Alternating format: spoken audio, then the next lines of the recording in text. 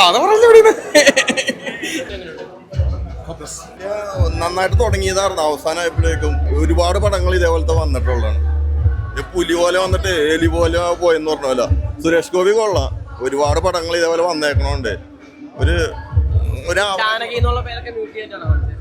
അതാ എന്തിനാണ് അങ്ങനെ ഒരു പേര് വെച്ചൊരു വിവാദം ഉണ്ടാക്കിയെന്ന് ഈ പടം കണ്ടാൽ മനസ്സിലാവും.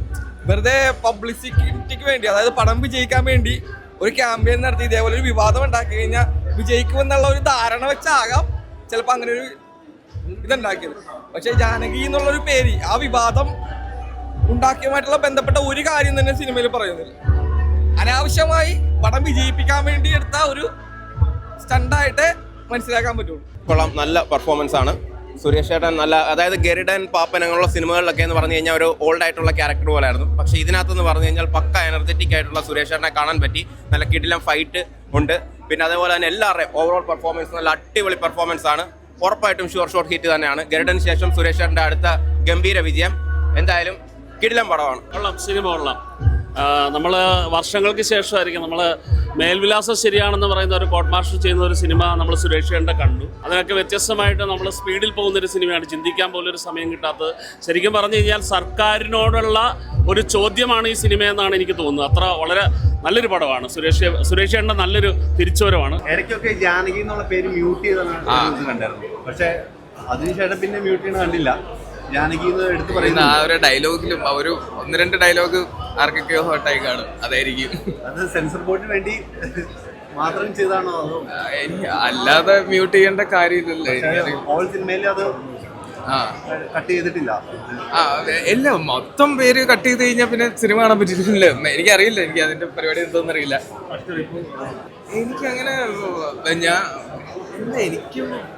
എനിക്കതിന് പ്രത്യേകിച്ച് തോന്നിയില്ല. നല്ല അടിപൊളി സിനിമ ചെയ്യാൻ പറ്റുമെന്ന് മാത്രമേ ഞാൻ ചിന്തിച്ചുള്ളൂ. അല്ലാതെ ഇത് വലിയ വിഷയം ഉണ്ടാക്കുന്ന കഥയായിട്ടൊന്നും എനിക്ക് തോന്നുന്നില്ല.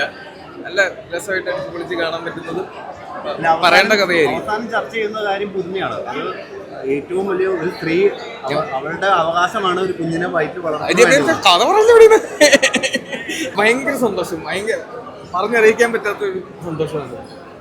ഇപ്പോൾ മുമ്പ് കൂമൻ പോലുള്ള സിനിമകൾ ഒക്കെ ചെയ്തിട്ടുണ്ട്. കൂമൻ അതുപോലെ തന്നെ തലവനൊക്കെ ചെയ്തിട്ടുണ്ട്. അതിൽ നിന്ന് എത്രത്തോളം ഇൻസ്പിറേഷൻ എടുത്തിട്ടുണ്ട്? അത് ഞാൻ കുറേ കാര്യങ്ങൾ എടുത്തിട്ടുണ്ടായിരിക്കും.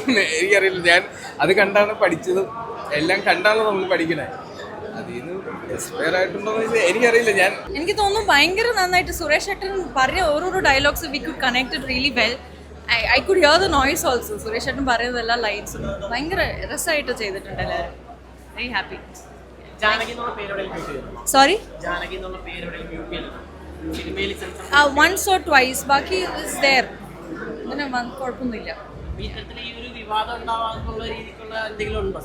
അത് എനിക്ക് പേഴ്സണലി തോന്നിയിട്ടില്ല. I think it's fine. നല്ലൊരു പടമായിട്ട് വന്നിട്ടുണ്ട്. പടം കാണുന്നവർക്ക് അത് മനസ്സിലാവും. they'll be able to understand after കണ്ടിട്ട് ഓക്കെ ആയിരിക്കും എന്ന് തോന്നുന്നു എല്ലാവർക്കും. സോ എല്ലാവരും മൂവി കാണാം, എന്നിട്ട് let's see how it goes. Okay ഫിലിമാണ്. വലിയ അത്ര എനിക്ക് എൻഗേജിങ് ആയി ഫീൽ ചെയ്തില്ല. പല സിനിമാസിലും കാണുന്ന പോലെ തന്നെ.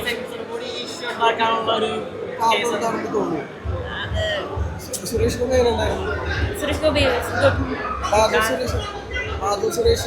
മാധവ് സുരേഷ് കുഴപ്പമില്ല, ഓക്കെയാണ്. ഇടയ്ക്ക് എക്സാക്ട്ലി ഒരു 2 സീൻസിൽ പോയിട്ടുണ്ട്. അടിപൊളിയായിരുന്നു. നല്ല സിനിമയാണ്.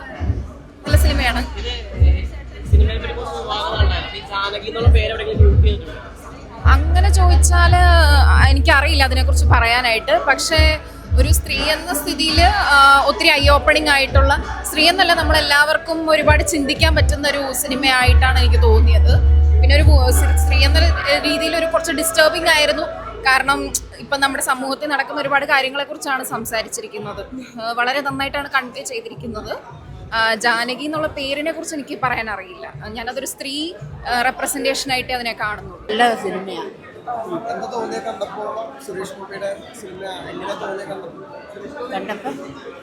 കണ്ടപ്പോൾ എന്നാ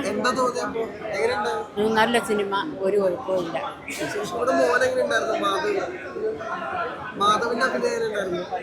നല്ലതായിരുന്നു.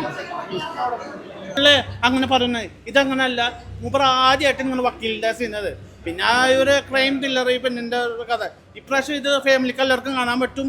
ഒരു ഇതില്ല, വെടിപ്പും ഫൈറ്റിംഗ് ഇല്ല. ഫൈറ്റിംഗ് ഒക്കെ ഉണ്ട്, പക്ഷെ ഒരു ക്ലാസ് മൂഡ് പടം. ഇൻവെസ്റ്റിഗേഷൻ ആണ് ഇപ്രാവശ്യം ഇത് കയറും. ഓന പറഞ്ഞ മുമ്പേ ഇത് പൊളിച്ചടുക്കും, അത് സംശയമില്ല. സ്റ്റൈല് നമ്മളെ ബൈജു സുരേഷ് ഗോപി സ്റ്റൈലും അതിൻ്റെ ആ BGM ഒന്നിനൊന്ന് മെച്ചം.